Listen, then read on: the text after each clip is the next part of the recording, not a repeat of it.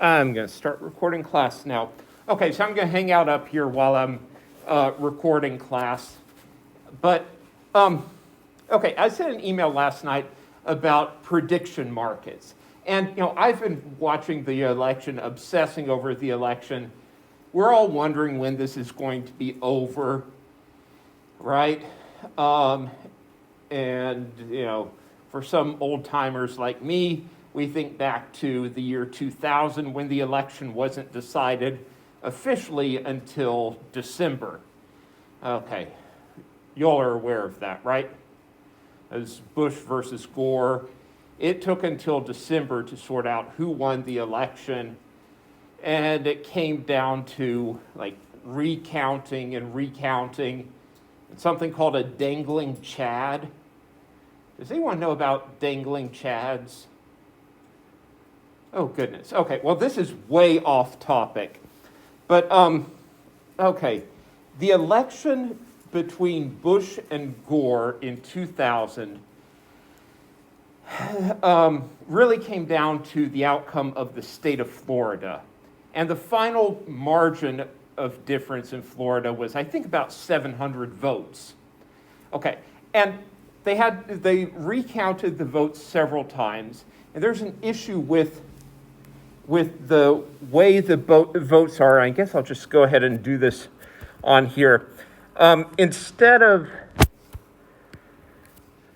you all probably, if you went to vote, you did a Scantron thing, right? More or less, where you bubbled in your candidate. Okay, this was a slightly older punch card technology where the ballot had these little paper squares that you could punch out. It was already kind of perforated at the edges, so if you push a pointy stick through it, it would punch out a little tab in the piece of paper. And that would mark your choice for the candidate. Though, you can also imagine what it'd be like if you were doing this with a Scantron. You had to bubble in those choices. Now, for the first round of votes, they feed these through a machine, and the machine quickly tabulates them the same as a Scantron. Again, probably this was your experience when you went to the polls, or if you went to the polls on Tuesday. They took your form and they just ran it through a Scantron machine pretty quickly. And the Scantron machine does a really good job most of the time. But then if there's a recount, what people do is they look over these ballots manually, one by one, and there are some that the machine rejects or the machine can't read. And then people will look at these and try to make a decision how they should be counted. And the issue was with some of these, you were supposed to take this sharp, pointy pencil type thing and stick it through the paper, and it would knock out that square, that paper square, which was called a Chad. Okay. Apparently that's the technical term for it. And most of the time it worked just fine, but then there were these questions of how should it be counted if, there's just one corner, how should it be counted if, someone punched through, but the Chad didn't fall off all the way and it was just still hanging on a little bit? That should seem pretty clear that they intended to punch out the hole, but it was just clinging by one side. That seems pretty clear. What do you do if, someone punches it and just one corner detaches? Should that count? Or they, punch it and, it's clear that they pressed the center of it and there's an indentation in the center of that square, but it didn't punch out at all. Does that mean that they tried to punch it and the little square of paper didn't pop out? Or did it mean that they started to press against it and then changed their mind? And, okay, so it took court decisions to decide how to count these different things. And you can kind of imagine the same thing with a modern Scantron, where you have the bubbles, and you're supposed to bubble in the choice for your candidate. If you go in and you like fill it in pretty clearly like that, it's clear what you mean, right? But what if a square, or what if a bubble is just kind of filled in this way? Does that count? What if someone just does like this? Or there's just a little dot in the center. Should that little dot in the center count as someone intended to vote? Or did it just mean that they put the pen down for a second and then changed their mind? Okay, you get what the problem was? Okay, I mean, if you understand how a Scantron works and how filling it in completely, that's clear. But then what about when it's just partially filled in? A little scribble that goes through it, a little dot in the center. Which of these should count and which should not? And the whole election in 2000, Bush versus Gore, came down to deciding which of these different types of ballots should count. And it took a month of court decisions. Okay, anyhow, that's all not relevant to economics, really, and not really relevant to the main thing that I wanted to talk about, which were the prediction markets. Okay, so I sent an email last night talking about these. Now, prediction markets are kind of interesting things. They are a little bit like gambling. When I say a little bit, they are a lot like gambling. People are putting down some money, and if some event occurs, they are going to get more money. And if they guessed the correct event, they're going to get the money. If they don't guess the correct event, they don't get money. So in that sense, it's like gambling. Though technically it's considered a financial market of some type of financial investment where people buy contracts. So the way that this is set up, there's a website, the best known one is predictit.org.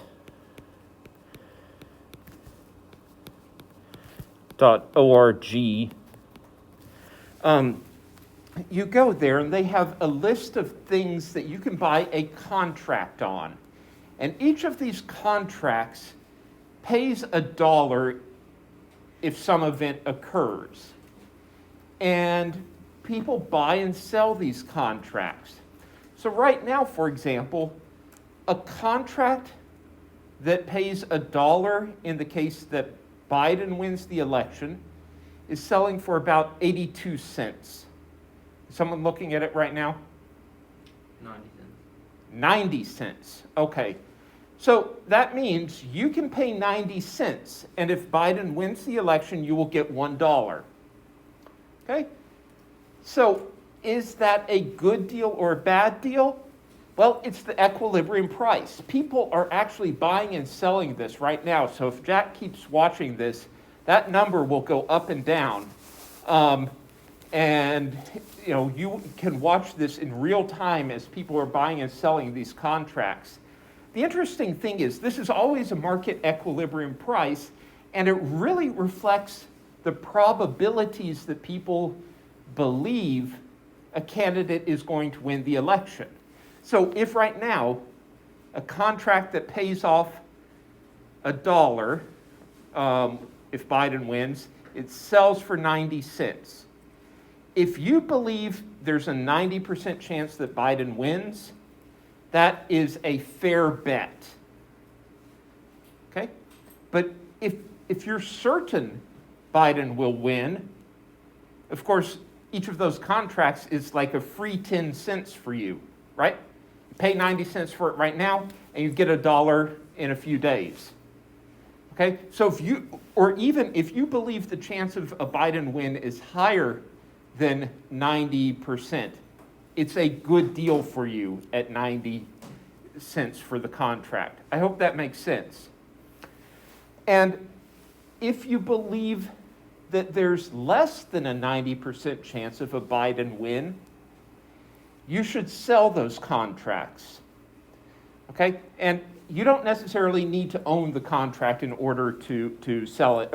Actually, what you can do is buy a contract that Biden does not win, is the way that it's set up, for 10 cents. So if you think there's a 50% chance that Biden does not win, think about the math here. If you believe there's a 50% chance that Biden does not win, and a 50% chance that Biden does win, and you can pay 10 cents for a contract, this is getting messy, for a contract that pays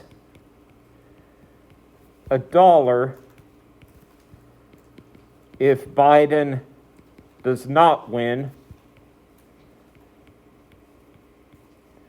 That means that you pay your 10 cents and then there's a 50% chance of winning $1 and a 50% chance of winning 0, which means that if you believe the probability is 50%, that averages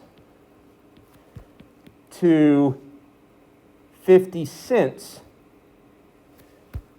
for each 10 cents that you spend, right? If you spend 10 cents to buy one of these contracts that pays when Biden doesn't win, then, and you believe the probability is 50%, then you should expect that on average you would be getting 50 cents from that contract and paying only 10 cents for it, and it's a good deal. Okay, in fact, the contract will always pay out the probability of that event occurring. On average, it pays out the probability of that event occurring. Yeah? Were you saying that, so if there's 50-50 split and you put down 10 cents, you get 50 cents, or you get $1? Okay, so these contracts that are being sold on this website, predictit.org, they pay off $1 in the case that some event occurs. And you can buy a contract for the event Biden does not win.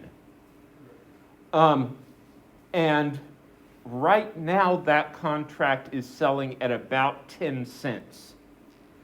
Okay, now what it's worth is effectively, like the real value of that contract is whatever the probability is of the event. So if you believe the probability Biden does not win is 10%, that's a fair deal. But if you have information that the probability of that Biden does not win is higher than 10%, that contract is underpriced and you want to buy it up. Does that make sense? Yeah. Okay, it's a good investment for you. So the neat thing is that this adjusts in real time to people's expectations. And it's hard to kind of quantify the chance of someone winning. Like pollsters try to do this. But they're working with data, and who knows what polling data really means. I think I mentioned earlier, there's a website that aggregates information on polling, a website called 538.com. Did I mention? Yeah. So 538.com. 538.com is interesting for both sports and politics, but it's entirely statistics based and trying to use data to come up with forecasts of elections and forecasts of sporting events. The guy who runs this is named Nate Silver. He's a big shot among the stats nerds, okay? You all have probably never heard of Nate Silver, correct? Who watches Saturday Night Live, though? Did you see the Halloween episode? From this year? Yeah, this No, year. not this Okay, 2 nights or whatever. No, 4 nights ago. He was actually on that, or like someone playing him was on it, and talking like him. And I think that's the second time a Nate Silver character has shown up on Saturday Night Live. So, like, among some people, he's a known person. Anyhow, on 538.com, he aggregates statistical information and he puts it through a computer and tries to come up with predictions of elections. But that's all data-oriented. And at the end of the day, there's no loss for Nate Silver if his predictions are wrong. I mean, his reputation rides on it. But he's not putting any money where his mouth is. The neat thing about the prediction markets is people are, in fact, playing for real money. And the people who are setting the prices, more or less, when I say setting the prices, the people who are driving the equilibrium prices. The people driving the equilibrium prices are people who think they understand the election very well and have done very careful calculations of exactly where like state of Georgia, here are the counties that are missing ballots or haven't yet reported ballots. Here's how the other mail-in ballots for those counties have gone. Based on that, the prediction of the overall count in the state is yada, yada, yada. Like, people who are willing to do that careful work and understand the market or understand the elections very well can make good money doing that. And they're the ones who drive the prices in the market. And so in some ways, it's like these prediction markets work by encouraging those people to encouraging people to come up with good predictions that will win them money if they have the best predictions, if they have better predictions than other people. So it's kind of interesting. Now, technically, it's not betting, okay? Technically, these are financial contracts. And the reason that these kinds of things exist, these, like a different type of contract you might buy for your company is a contract that pays off $1 if the price of oil falls below $20 a barrel, and you might pay 10 cents for that contract, or for each of those contracts. That's something that businesses actually do as a way of like protecting themselves against bad situations financially. Like if a drop in the price of oil below $20 a barrel would be bad for your company, you might go out and purchase those types of contracts in a regular financial market to protect against those scenarios, against those events. The prediction markets have taken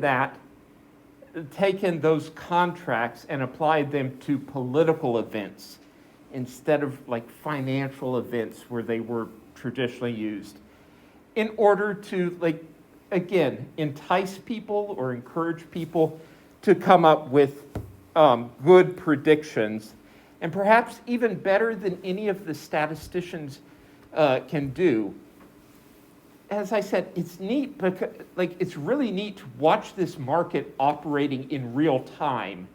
And Jack, are you looking at at predictit.org? Yeah, I was thinking the people people who are winning though. At the people It who has, are, like, the people who've made like the most like percentage increase and stuff like that on it. oh, I see. Yeah, I'm not on there.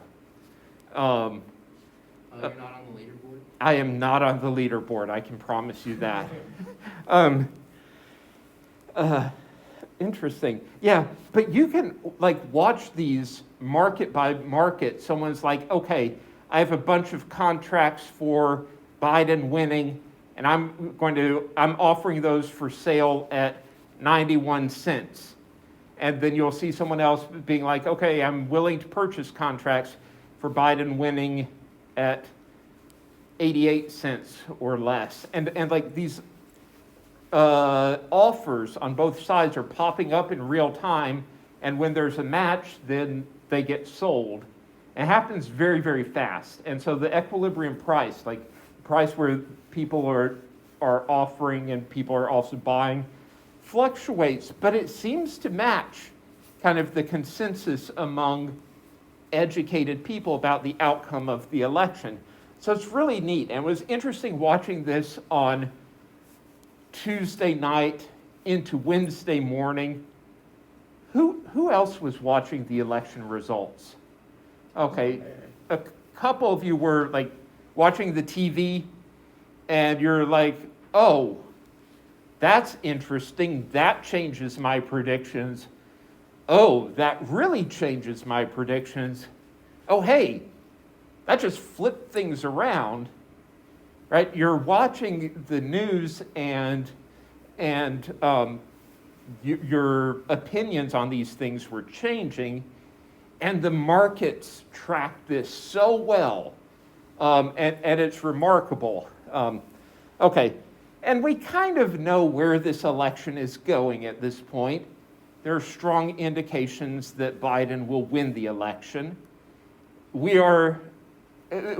had that inclination on probably Monday that Biden was more likely than not to win the election. And now it's looking not certain, but fairly likely. And again, Jack, did you tell me what the contract for Biden winning was selling for? 90 cents? It's at 89 cents. It's at 89 cents right now.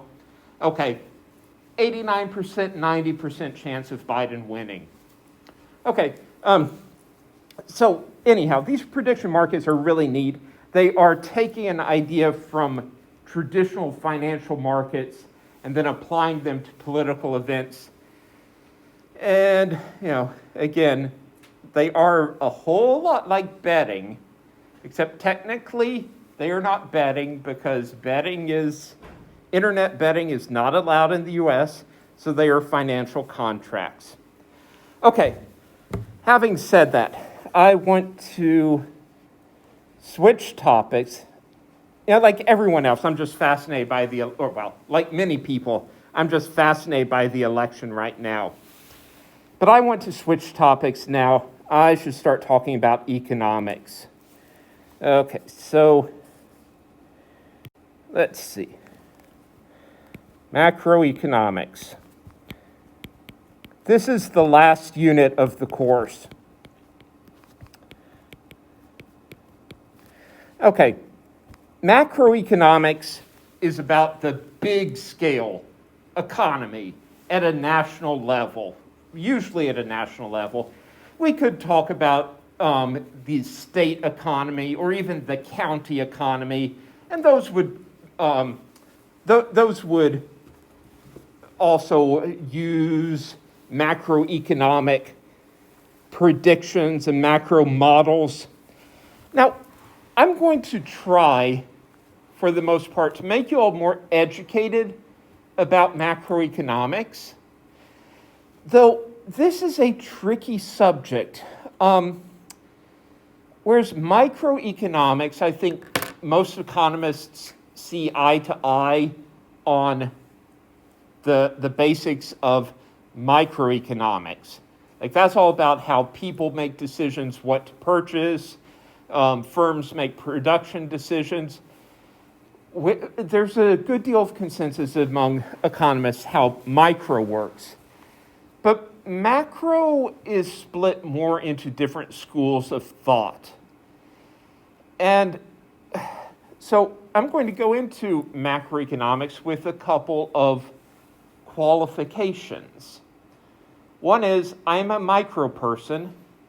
Like most economists do their studies within microeconomics or macroeconomics. I'm much more of a micro person. I understand microeconomics far better. Second caveat is it seems to me that macroeconomics is almost like a set of religions that have shared beliefs, but then there remains a lot of controversy about minor details and even major details. So, for example, like using this religion analogy, the different schools of thought in macroeconomics share some things in common in the same way that, like, the three Abrahamic religions, Judaism, Christianity, and Islam, share a history and religious beliefs to a point, and then they diverge. Okay? Even within one of those religions, any of those religions, there are major divisions. Now, within Islam, there is Sunnism, there are Shiites. Within Christianity, there are Catholics, Protestants, Latter-day Saints. That are all of those groups are Christian groups, but they do have some substantial differences. Even when you go within the Protestant religions, there are differences, substantial differences in cases between Protestant religions. And it's the case that almost no two people have identical beliefs about how religion works. Unless they grew up in the same family and they were raised together, like almost no two people see things exactly the same way in religion. And that is, I think, an appropriate comparison to macroeconomics. Because macroeconomics has to rely a lot more on faith than microeconomics, because it's harder to see so much cause and effect clearly. You know, for example, during the financial crisis of 2010, the presidential administration put a lot of money, and Congress put a lot of money into certain activities to try to save financial markets, like banks. Should we bail out banks?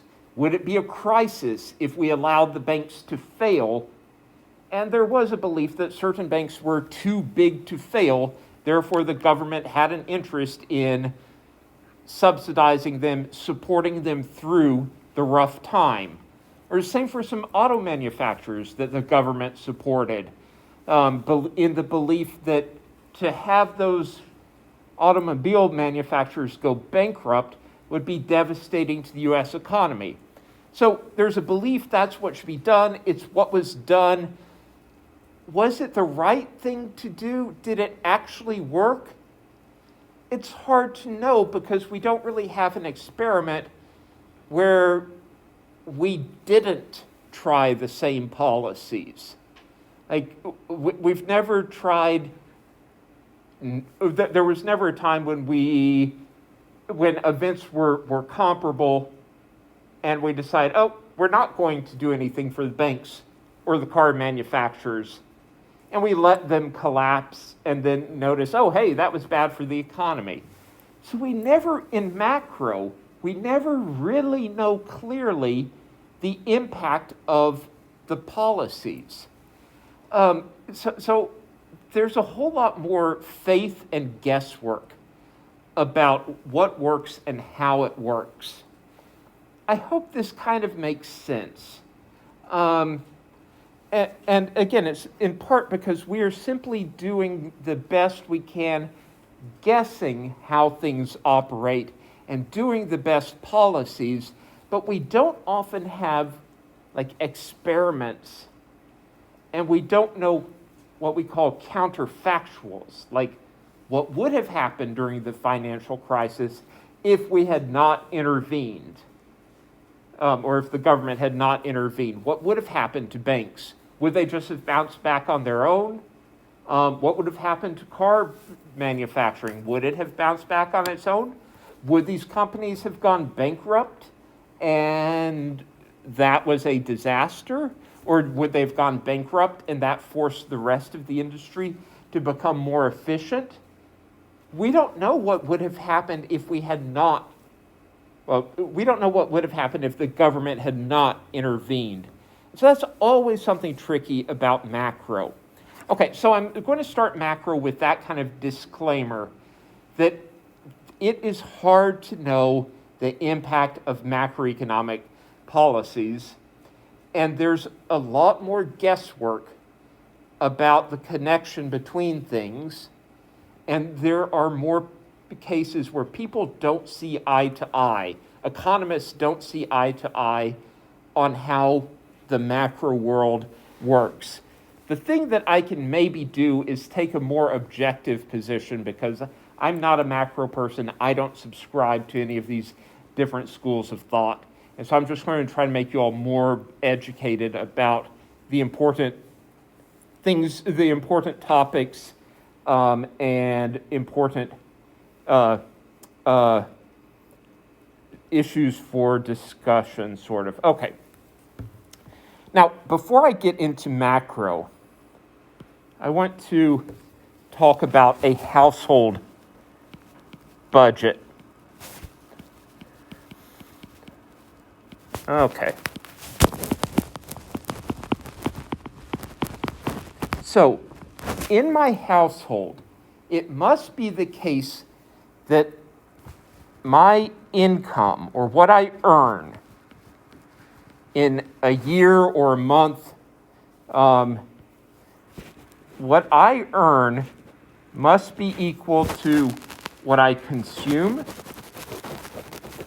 okay, what I spend on stuff, plus what I save, plus what I pay to taxes, plus what I give to charity.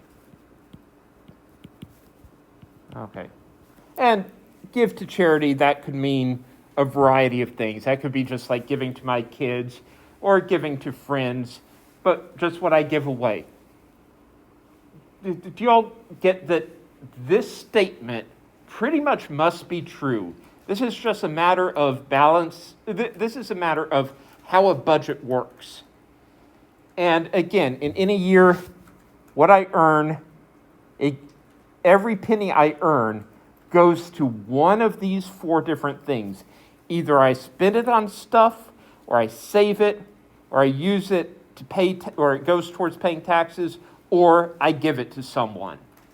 Okay, now these things could be negative.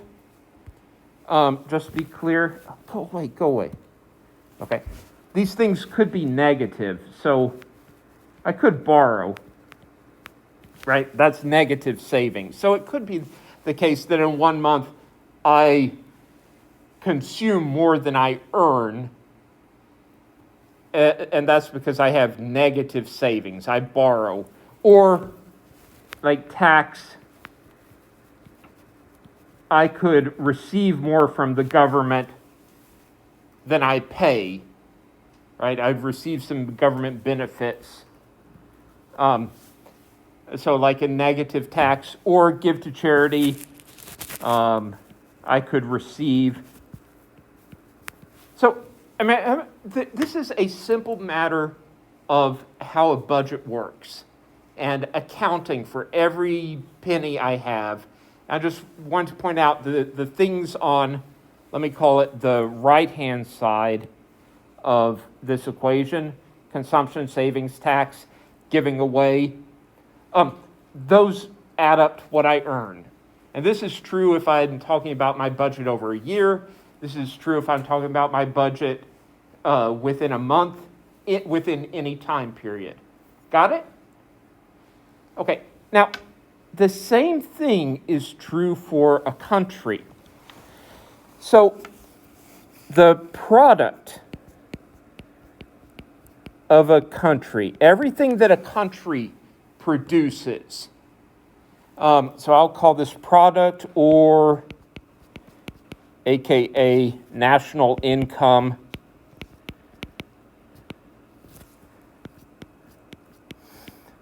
Everything that a country produces goes toward one of four things.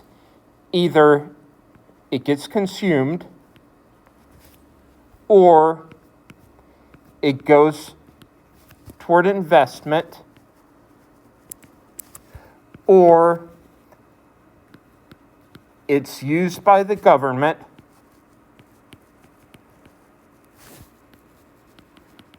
or it gets exported.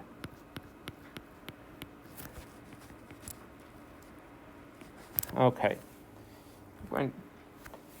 So, again, this is a matter of just accounting for everything that gets produced.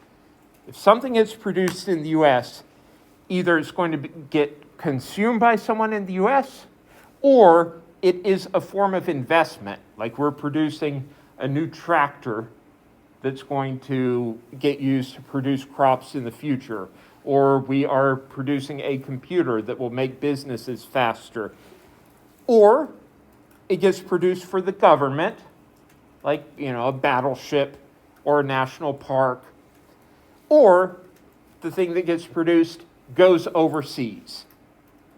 Okay, this equation must always be true. It's known as the National Accounting Identity.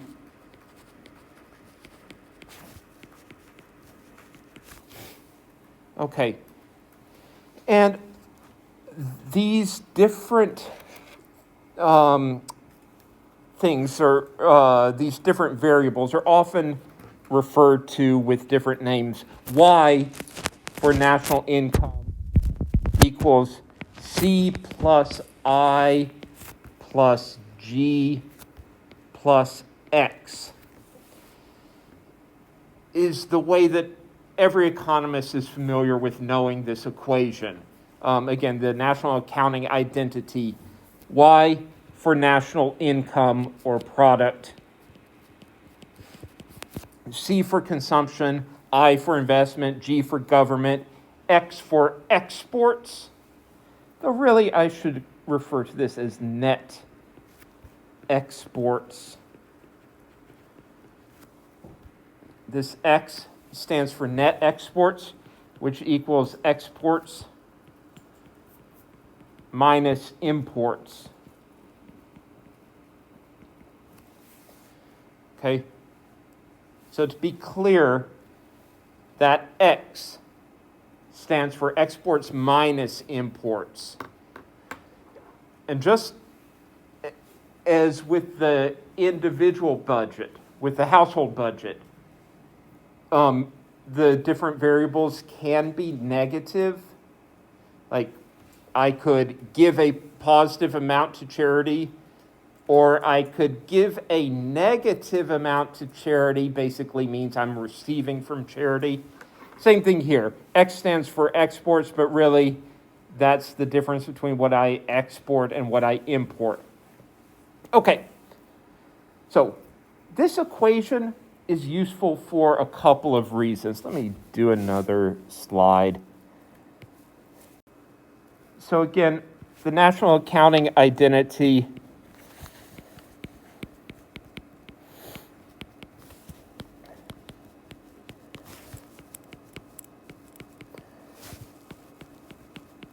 says that a country's product or national income is equal to consumption plus investment plus government expenditures plus net exports.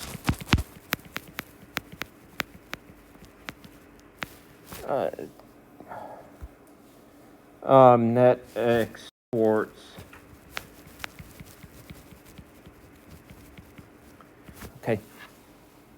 That must always be true. So it gives us some useful ways of thinking about what happens if something changes. If, for example, government expenditures increase and a country still produces the same amount, well, if government expenditures are going to increase, then something else has to give. Okay, consumption has to go down, or investment has to go down, or the country has less to export. But, it might mean that if there's no change in consumption, and no change in exports,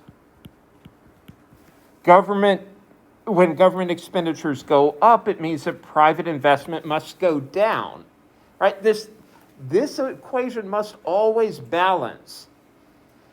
And this type of thing, where government expenditures cause private investment to go down, we might say that this is crowding out private investment.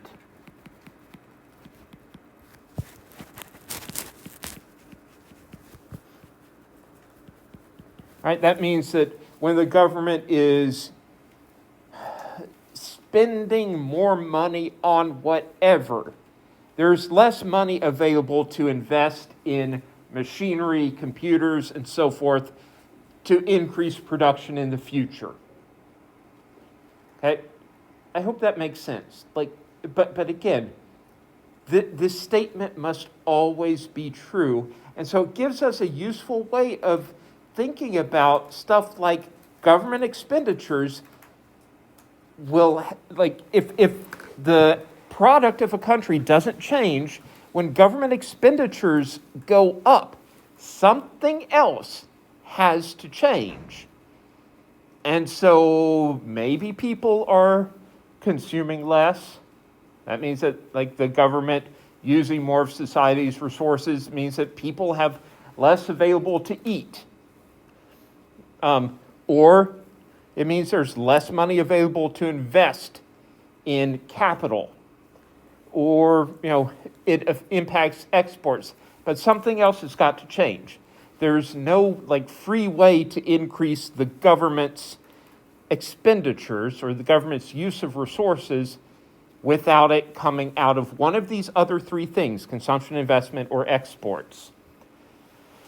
Okay, so next, I want about net exports and remind you all, net exports what was called X in the equation, that is the amount that one country, the amount that the United States exports to other countries minus how much the United States imports. And we have names for whether this is positive or negative. When X is positive, that means that exports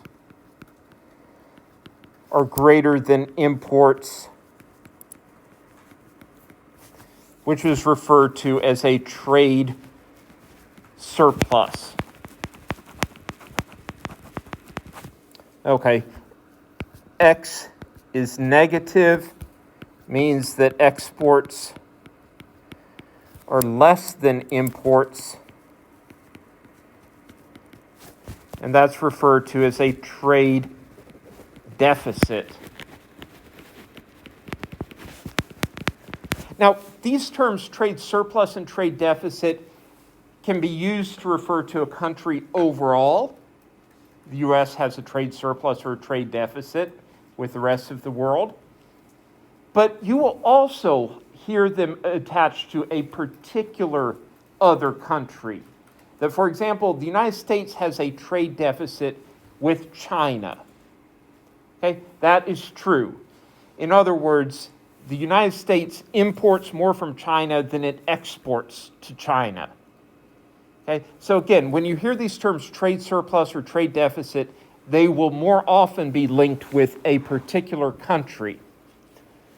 As a matter of fact, if you've listened to especially President Trump over the past 5 years, he has made a big deal about the United States trade deficit with China. Okay? And politicians often do talk about trade deficits and trade surpluses. Let me ask a question. Do you know or do you believe that it's good, bad, or neutral for the United States to have a trade deficit with another country? If the United States has a trade deficit with Albania, does that mean that things are good, bad, or neutral for the United States?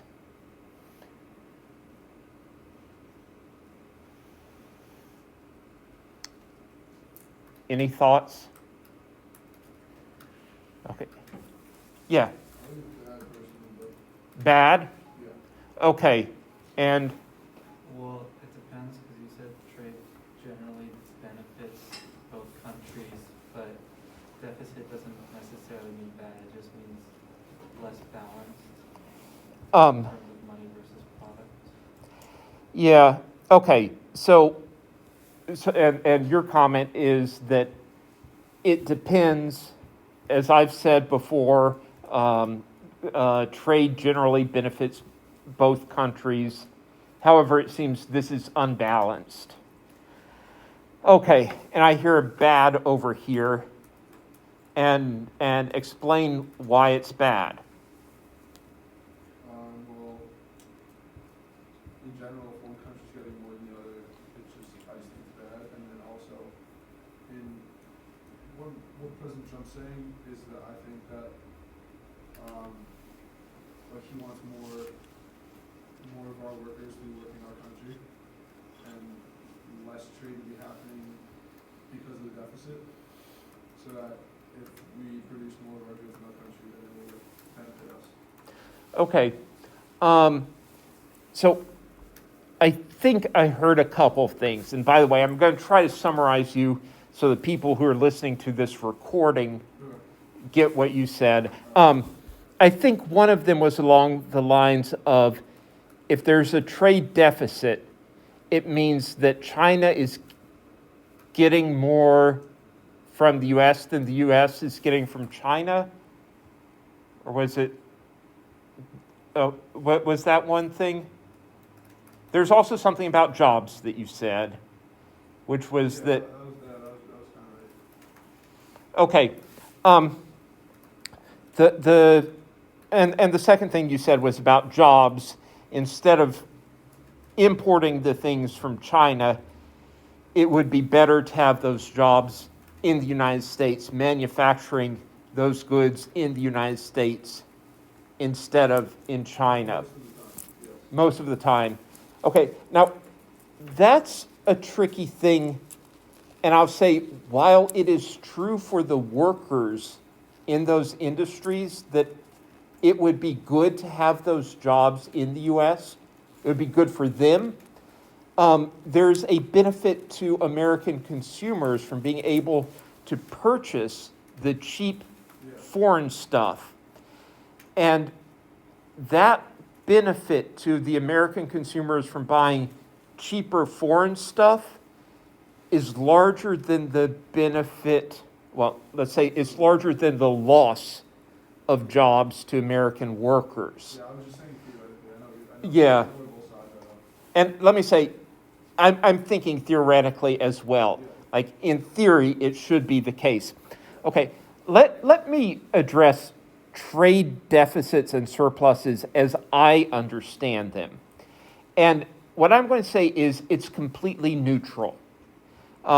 It doesn't matter whether two countries have a trade deficit or a trade surplus. So if you have, like, the US and China, and China sends, let's say, $1,000 of widgets to the United States, and the United States, in return, sends $800 worth of, let me call them gadgets, gadgets, to China. Now, that's not all that happens, because the United States has also got to send $200 worth of cash, or at least bank accounts marking in cash, to China. This is what a trade deficit looks like. Okay? So, on the one hand, the two sides of this balance, $1,000 of stuff go from China to the U.S., and then $1,000 worth of stuff goes from the U.S. to China. Those two things equal out. It's just that the U.S. is receiving more goods from China, and more goods from China than it sends to China, which means that China is accumulating basically money from the U.S. Okay, now, what does then China do with this money? Okay, huh? You just spend it, right? They spend it. Yeah, they spend it on something. Maybe China uses this $200 of cash to buy some goods from Germany. And then Germany gets the 200 American dollars and then spends that to buy something from Australia. And then Australia uses it, that same currency, to buy something from the U.S.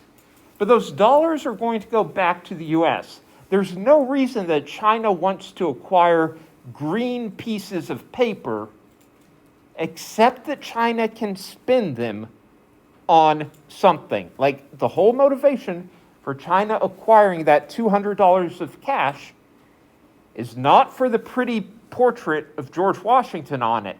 They want that extra cash in order to purchase things from Germany, and maybe Germany wants them in order to purchase things from Australia, and Australia wants to purchase them wants the cash to purchase things from the U.S. But those dollars are only useful, like those dollars that go to China are only useful because they will eventually get spent on American goods. Okay? So somehow that $200 of cash is going to come back to the U.S. Or else it just sits in a bank account somewhere doing nothing, which is actually kind of cool for the U.S. because it means we just printed some pieces of paper and got stuff from it for free. But for the most part, okay, it's going to get spent. No one just wants to hoard the cash. So there is nothing inherently good or bad about having a trade deficit with another country. It just means, for the most part, that the country is acquiring cash, which it's then going to spend on things from other countries, but it will eventually come back to the U.S. So to say that the U.S. has a trade deficit with China is like saying the U.S. imports $1,000 worth of widgets from China and exports only $800 of gadgets to China. There's nothing inherently bad about that or unbalanced. It is, in fact, balanced by some cash. Now, the whole idea, okay, you're going to hear this over your lives, discussion of trade deficits and trade surpluses. Let's see. The whole idea that deficits are bad. Sorry, let me take a step back. Trade deficits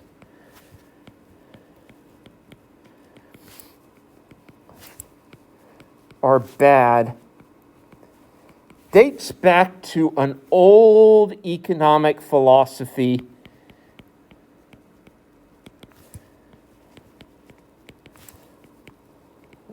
called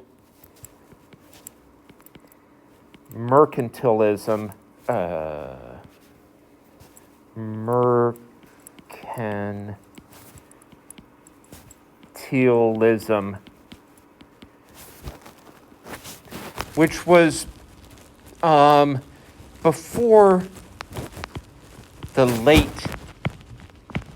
1700s. Okay, it's an old philosophy, and I think people, even though modern economists do not believe this is true, it was part of the mindset really at the Renaissance time. And in part, it had to do with the way that things were traded, and the fact that gold was used as currency, but also viewed as a measure of a country's wealth.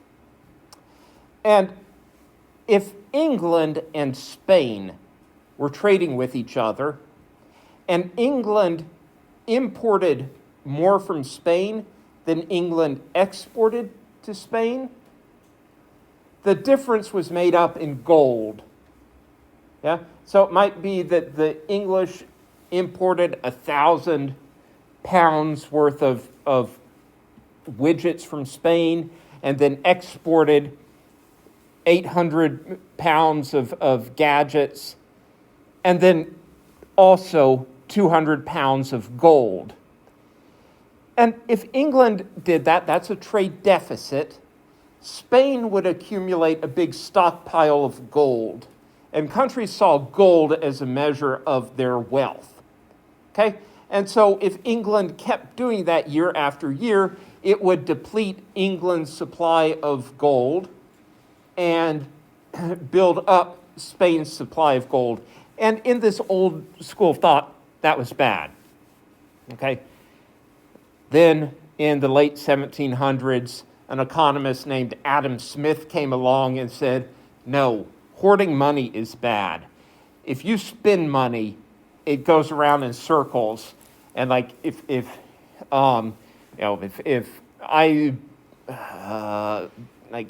I pay Jack to do a job, then Jack has money that he can use to pay Valerie, which of you's Valerie? Okay, Valerie to do something, and then Valerie has the money that she can then pay to Blake to do something. Okay, and this money just, they keep circulating. So you do not want to hoard gold or anything of value.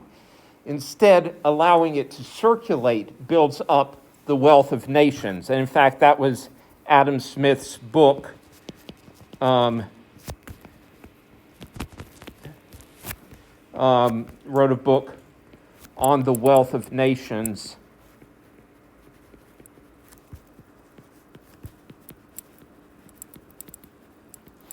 That really is the beginning of modern economic thought about the value of trade and the interdependence of countries, and how, in fact, trading between countries was good, and stockpiling gold did not make countries wealthy. It just made their economies stagnate. Okay, but again, on the surface, there is some, it does maybe seem simple and logical that if you're sending money overseas constantly, you're depleting your cash and you're depleting your cash and it's not sustainable. However, I mean, that is wrong. And again, let's switch over from thinking about countries to thinking about individuals. As I said, if I I could hang on to my money and just keep it in my bank account. Or I could pay Jack to do some type of job for me. And should I get caught up on the fact that as I pay Jack to do these jobs, he's draining my bank account? Not necessarily, because Jack is then using this money to purchase something from Valerie. Valerie's using it to purchase something from Blake. And then Blake is using this money to purchase something from me. And so we're all exchanging goods and services. And so even though, like even though I'm spending my money to purchase stuff from Jack, the money does eventually come back to me and makes all of us better off. Like we're all exchanging goods and services, which would not have happened if the money just sat in my bank account the whole time. Okay, so again, in the same way that it's good for people to spend their money and not to just hoard their money, in the same way that we shouldn't get caught up on the fact that we are we're giving more money to a particular person, and you know, I might be running a trade deficit with Jack. We shouldn't get caught up on that. Okay? Countries should not worry about the same things either. Okay? Got it?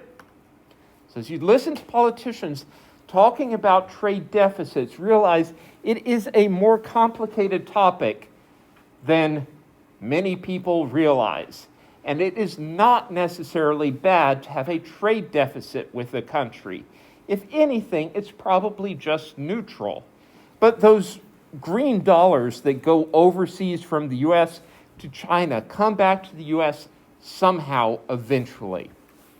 Okay, now I'm going to go off from this topic onto another topic. And this is, I'm going to be honest, I'm going off on a tangent right now about something that uses the same word. Deficit.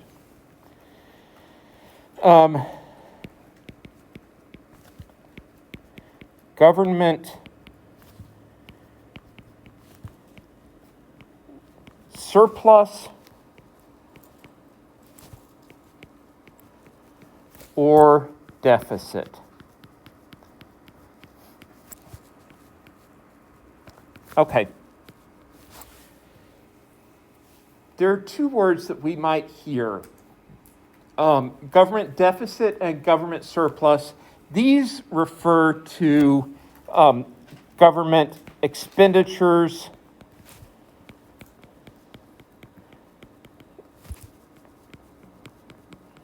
versus taxation or tax revenue.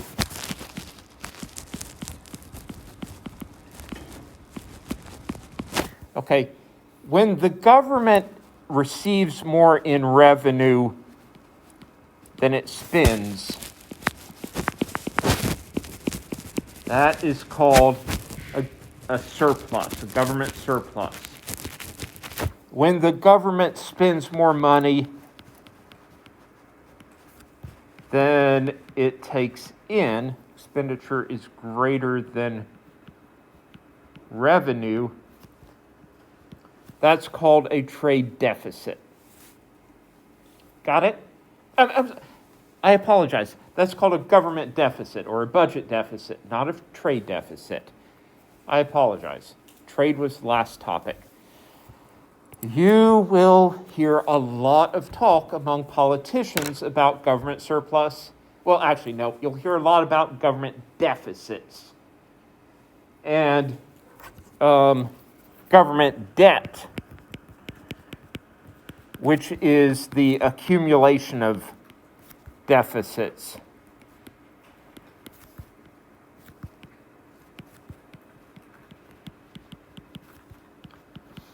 Okay.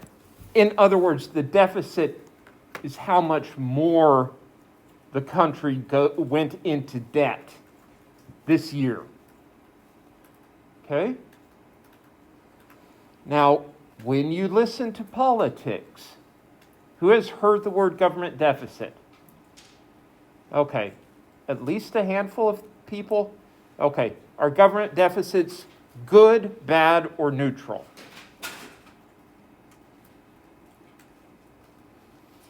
Okay, the way politicians talk about them, do they sound good, bad, or neutral? They make them sound bad. They make them sound bad, right? Okay, I'm going to say there's nothing inherently bad about a government deficit. Okay, again, a deficit means that the expenditures are more than the revenue, and that's all. On a personal level, you run a deficit in any year when you spend more money than your income. As a matter of fact, right now, probably most of you all are living off essentially deficit spending. You probably have more in expenditures than your income. Okay, and when you have a deficit, that adds to your debt. Now, there's nothing necessarily wrong about debt.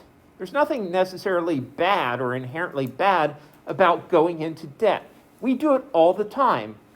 I'm deeply in debt because I purchased a house, took out a mortgage. That's okay. I can be a couple $100,000 in debt and pay it off slowly over time. And the reason that we buy houses like that is we get to use them as we're paying off the debt. And that's like a good deal for many of us. Or cars. We buy them and go into debt to purchase a car and then pay them off slowly. Okay?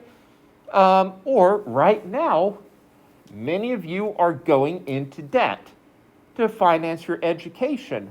And that's fine as long as the education increases your lifetime earnings by more than the amount of the education, as long as the education increases your lifetime earnings enough to pay off the debt and then some, it's been good to go into debt. Yeah? And for the most part, actually, your educational debt is a very good investment. Okay? It will pay, your education will pay for itself. Well, let me take that back. The typical college education will pay for itself in 10 or 15 years. And the rest of it, the rest of your life, you have that extra increase in earnings, better living standard, and that's good. Now, every university is different in terms of how much it costs, but also how much benefit you get out of that university's education. So I'm like a typical university, that might be true. Again, there's nothing inherently bad about responsible debt and having a responsible deficit, which means, again, you spend more than your income. Now, as an individual person, I cannot have a deficit indefinitely. I cannot go into debt more and more each year, and my credit card statement just gets bigger and bigger year after year. That's not sustainable for a person. A person, essentially, over my lifetime, I need to repay all of my debts. Yeah, so every deficit I have needs to be balanced out by a surplus year. And over my life, I need to have a balanced budget. Now, that's true for a person, but it is not true for a government. Okay? And maybe that's something for you all to learn, or like, please let me raise awareness of this fact. A government can sustainably run a deficit, and it can be responsible.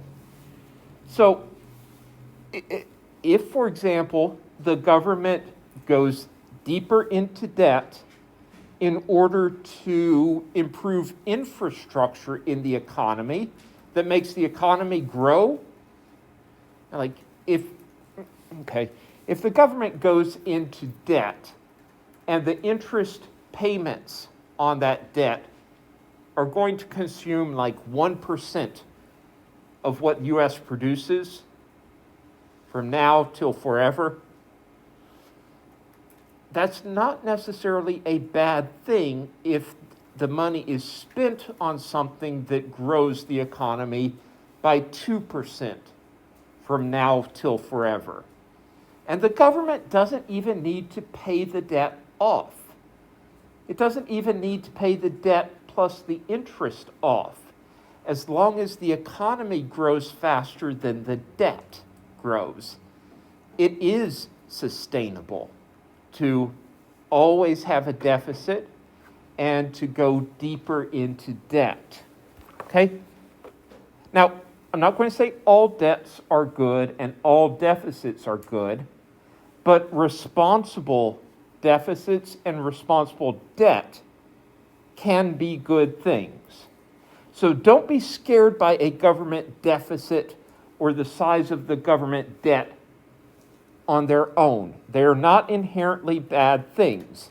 Just in the same way that taking out a mortgage to buy a house is not a bad thing as long as you do it responsibly. Okay? You can buy a house that's not worth what you pay for it. You can buy more house than you can afford to pay off. There are ways that you can do that wrong, but there are certainly many opportunities for using debt wisely for an individual consumer and also for a country. The country is different from the individual in that it does not need to pay off its debts by the time it dies. Okay, now, I've gone off on this because I was talking about deficits. I wanted to explain this thing about government deficits, what exactly that means and whether they are good or bad. Again, there's nothing inherently good or bad about a government surplus, deficit, balanced budget. It's more about whether the money is used in a responsible way. Okay. Now go to this national income.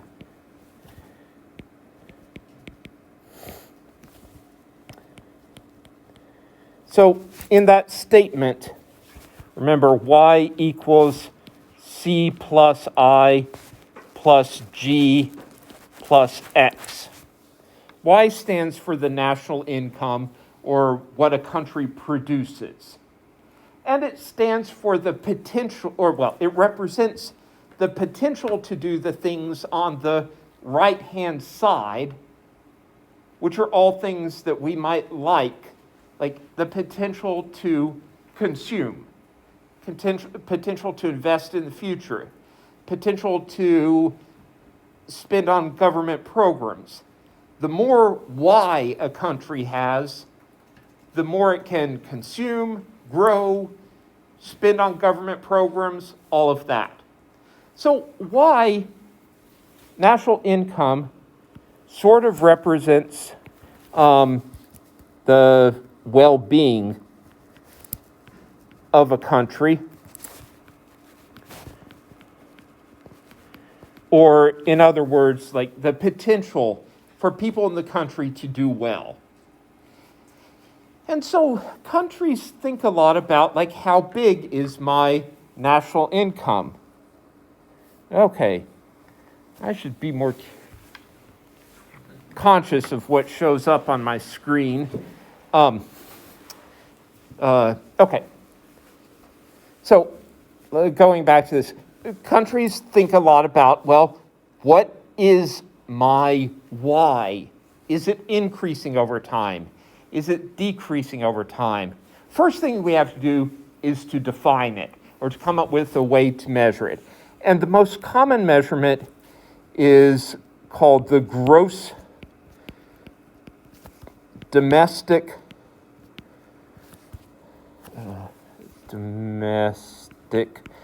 product,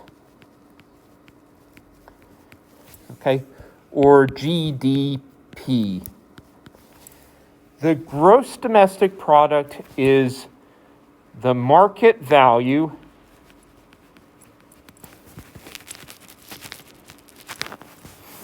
of all goods and services produced in a country during a time period.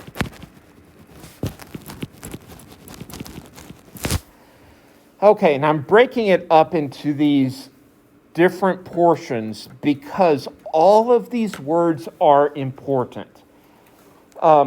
This definition of gross domestic product is important, and I want to go over what these different words mean.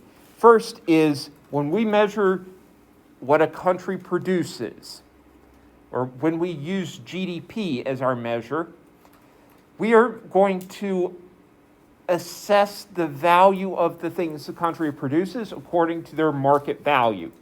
So it could be the case that really describing what the United States produces is like 2 million apples, 3 million bananas, 4,000 cars. That's what the U.S. produces. When we calculate GDP, instead of just an itemized list of what the country produces, we summarize it in terms of the market value. Okay, so 3 million bananas at 50 cents a piece, plus 2 million apples at $1 a piece, plus 4,000 cars at $10,000 a piece. Add that up and you get the value of what the country produces. Okay? Yes? So is it like relative per country, like what their own money is worth? So we could produce like $21 trillion in GDP a year, and that seems impressive. But if India produces like 21 trillion worth of rupee a year, that might not be impressive to us, but it is to them. So like, Okay, so the question is, does it use the country's own prices and value? And the answer is yes. Okay, so it might be that a banana in the United States sells for $1 a piece, and so producing 1,000 bananas is $1,000 worth of GDP. In Mexico, a banana sells for the equivalent of 25 cents a piece, and so 1,000 bananas in Mexico add $250 to Mexico's GDP. Okay, that is correct. It's using the country's own prices. Okay, yeah, and I'll come around to that again later on. And you brought up something about like, well, it seems more impressive to add $1,000 to the U.S.'s GDP than to add $250 to Mexico's GDP. And again, I'll come back to this, okay? Good point to bring up. Okay, market value of all. Okay, now this is a tricky thing. In principle, it should be all goods and services produced in the country. For practical purposes, usually only things in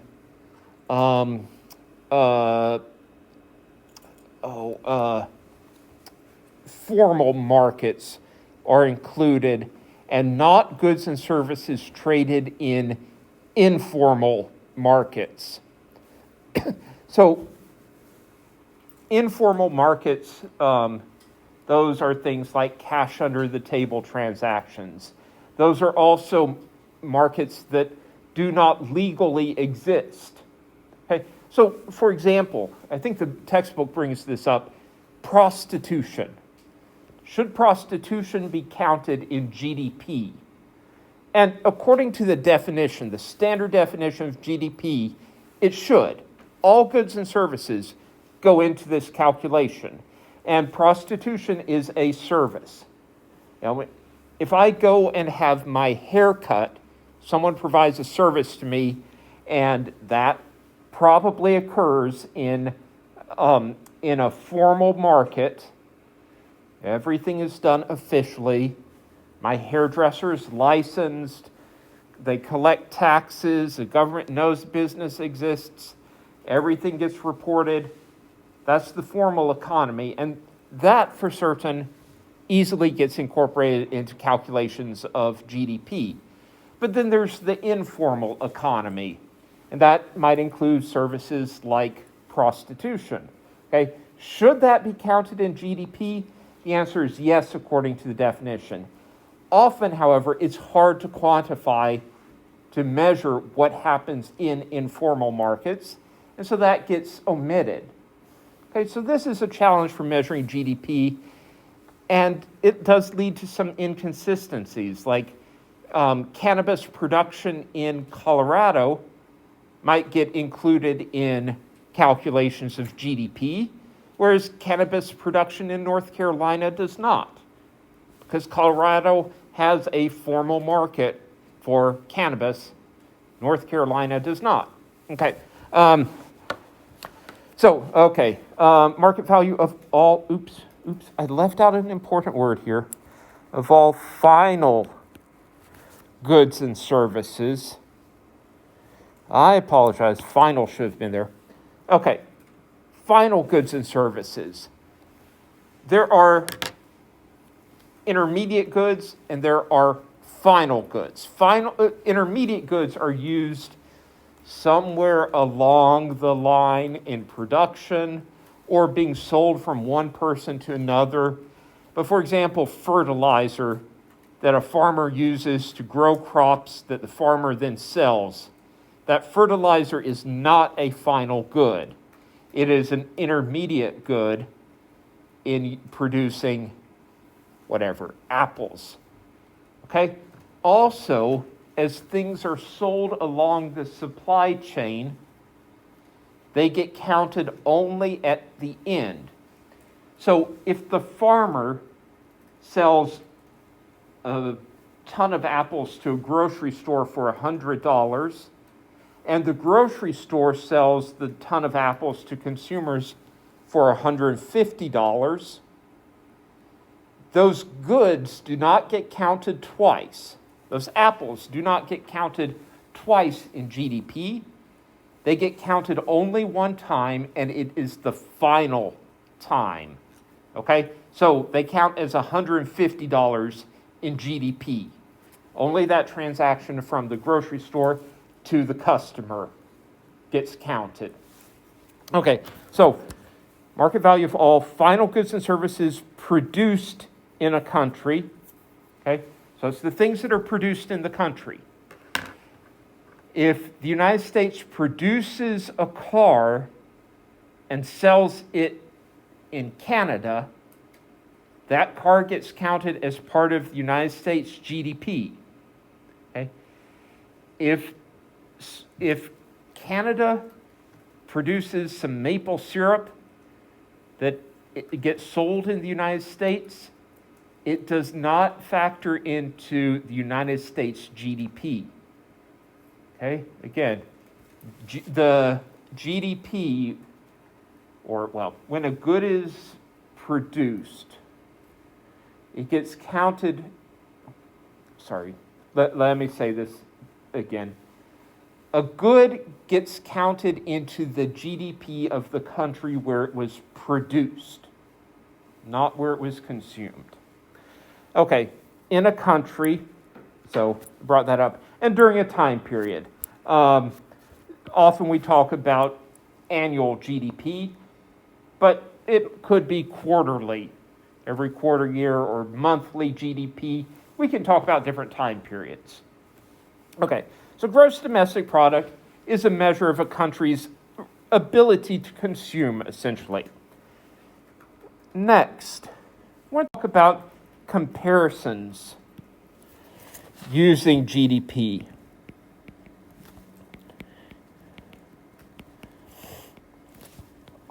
Because that's the most useful way, or that's like the main thing we do with this number, is to compare the standard of living in two different countries. Do people in the US have a better standard of living than people in Canada or Switzerland or Mexico? That's one reason why we care about GDP, is so we can compare different countries, or so that we can track a country over time. Is the standard of living in the United States improving? Okay, so we usually use it for comparisons either between countries or over time. But there are some adjustments that we often have to make.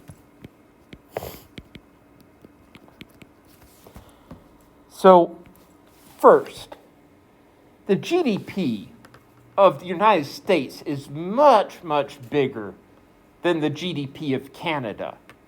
In other words, the United States produces a whole lot more in a year than Canada does.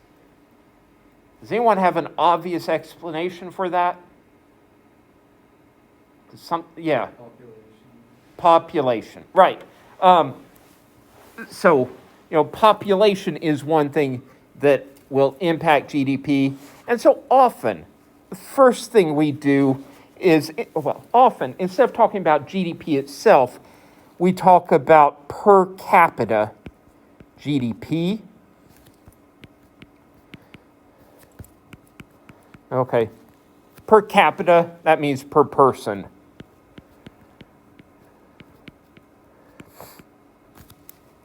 So this is divided by the population. Okay. GDP per capita, very common. Okay.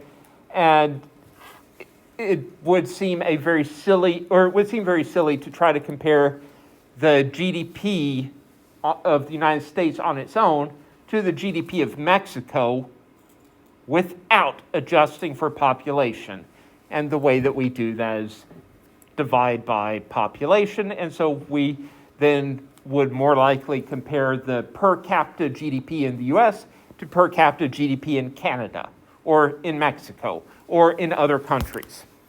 Okay, so per person.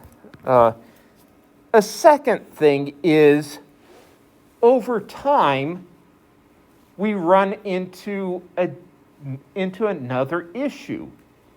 The GDP of the United States in 2020 is bigger than the GDP of the United States in 1950.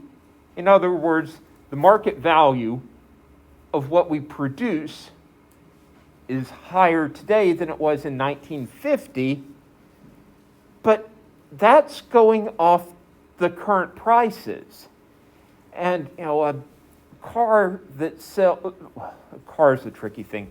A banana that sold for 2 cents in 1950 might sell for 25 cents in 2020. And so producing a banana added 2 cents to GDP in 1950, but it adds 25 cents to GDP in 2020. I mean, it's hard to compare things over time unless you adjust for inflation.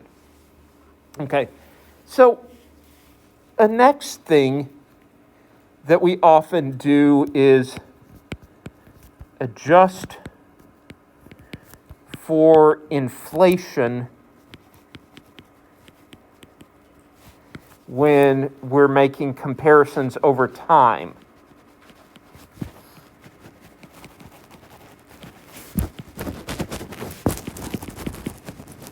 Okay, and economists have two words that you all should know: nominal and real.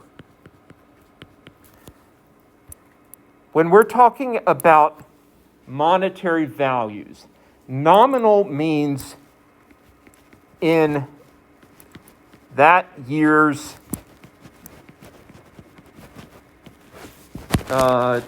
prices. Real means adjusted for inflation.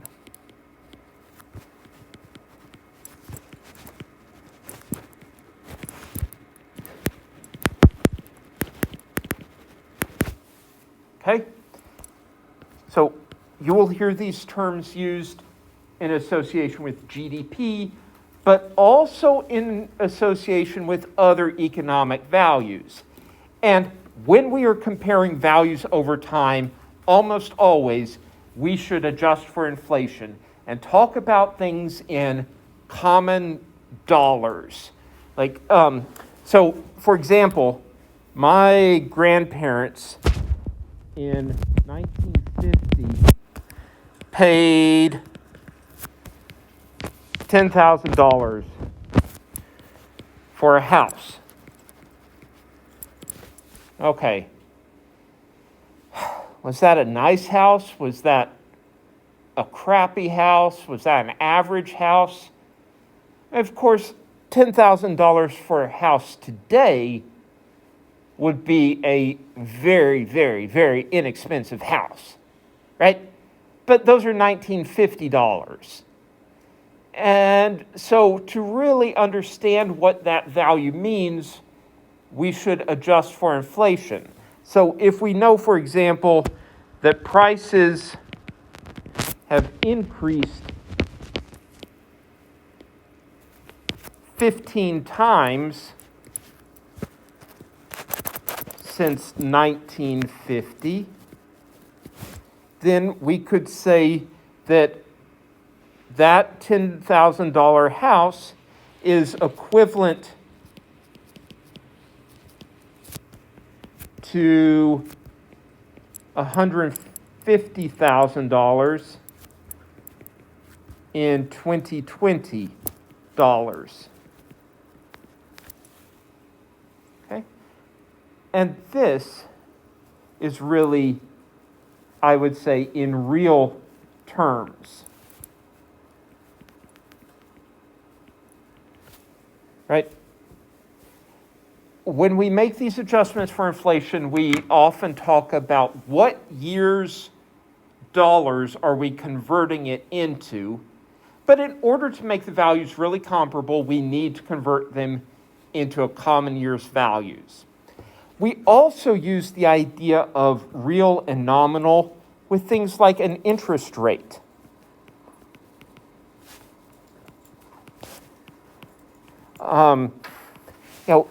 If your bank promises, hi, did our trash pickup day change from Thursday? I just missed it. That was my neighbor, by the way, who just texted me. Okay, if the bank promises a 3% interest rate, okay, does my money buy more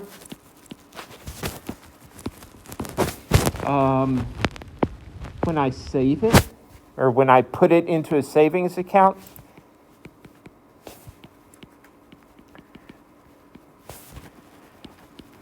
And it depends on whether, so it depends if the inflation rate is more or less than 3%.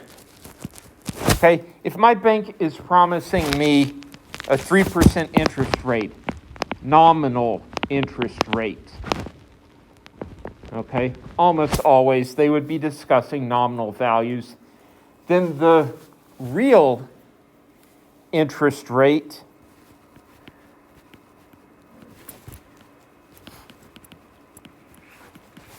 is the nominal interest rate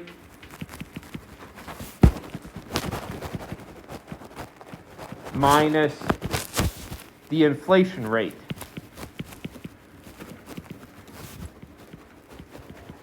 Okay?